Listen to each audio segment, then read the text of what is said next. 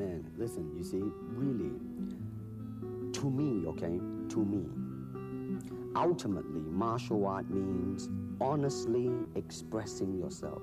You have to keep your reflexes so that when you want it, it's there. When you want to move, you're moving. And when you move, you are determined to move.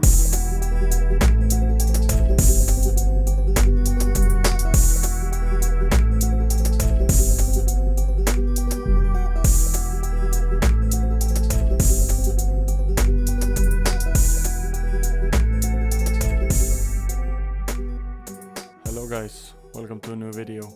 In this series we review modern gladiators, and today we're gonna take a look at Israel Adesanya. In the previous episode we took a deep dive into the life of the god of Muay Thai, Saenchai, so be sure to check that out if you have not. Subscribe and all that shit, and let's go.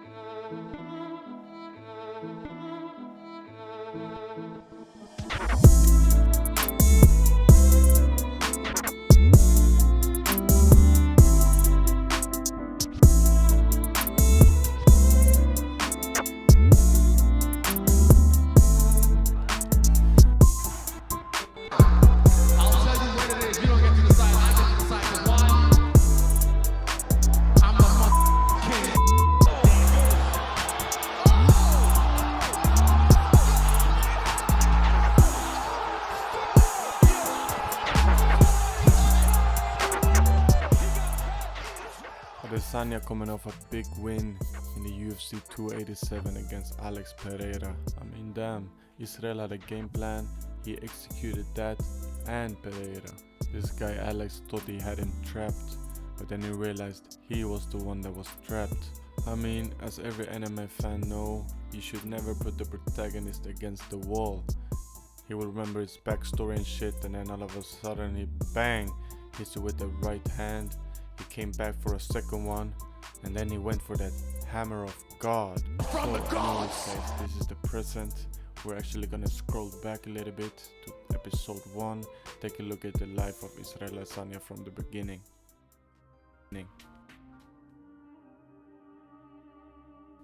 Israel Adesanya was born in Lagos, Nigeria.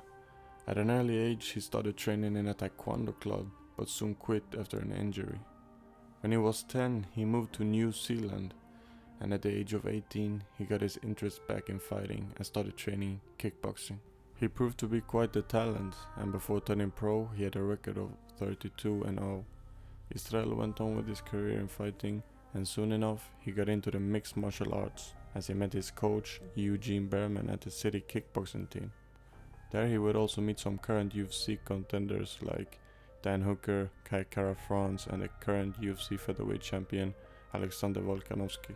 He went on fighting as a kickboxer and made quite the name for himself. And in 2017 he signed with the UFC, and the rest was history. So what makes Adesanya such a special fighter? Well, to be honest, I think it's quite similar to the last person we reviewed, Saenchai, simply due to the fact that they are both master technicians. They have mastered the arts of fighting to a degree which led them to the top. What makes someone interested in fighting? I think it's a combination between seeing who the guy on top is and all the competition, all the clash of styles. For example, someone like Yoel Romero, who just runs through his opponent, a destroyer. And then there's someone like Israel Adesanya, who's more of an observer. Someone who breaks down their opponent, run through the round by analyzing their game, judging distance, creating spaces, and, being able to control the match. And yeah, sometimes that will get really boring. For example, a lot of Israel Adesanya fights in the UFC was really boring. For example, against Yoel Romero.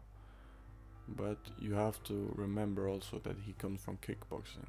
There is a lot more rounds where you can set traps and break down your opponent, so I think, you can't judge one just because they're trying to win, they're executing their game plan, That's who he is. He's trying to set traps and break down your opponent slowly.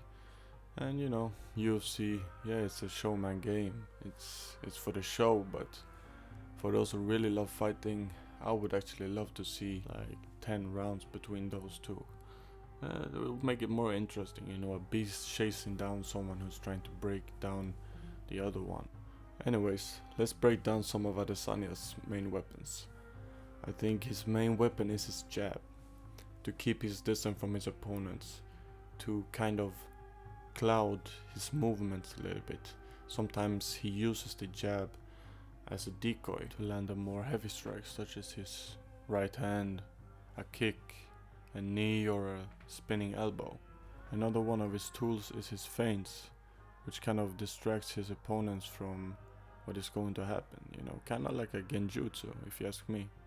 And then you have his footwork, which is excellent.